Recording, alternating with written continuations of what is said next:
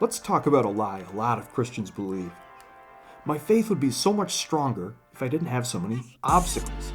If I didn't have distractions, weaknesses, the past I have, the people I have to deal with.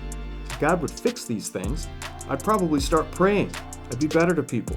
I'd help out more. I'd be able to help people in my community. When we face problems, we feel like our problems can keep us from having a healthy relationship with God. We may even feel like it's impossible to have a relationship with God until He proves Himself to us by fixing it all. But Jesus' brother James told believers that problems are an opportunity to grow in your relationship with God. How can that be? Listen to what James wrote in James 5:13. Is any one of you in trouble? He should pray. Is anyone happy? Let him sing songs of praise. Is any one of you sick? He should call the elders of the church to pray over him and anoint him with oil in the name of the Lord. In other words, if you have real problems, urgent problems, or even if you have no problems, walk toward God with it all. Don't distance yourself. He wrote, "And the prayer offered in faith will make the sick person well. The Lord will raise him up. If he has sinned, he will be forgiven." James 5:15.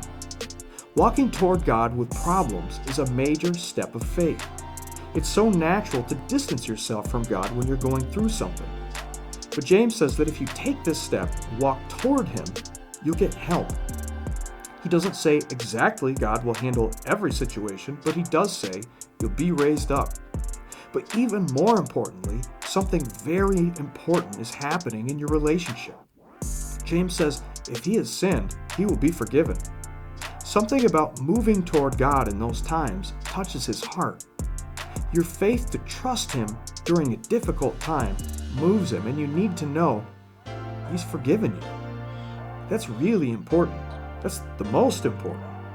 Because when you're going through stuff, your mind plays tricks on you. Your mind runs through all the ways you've disappointed God, times you've avoided Him, ignored Him, hoped He was looking the other way.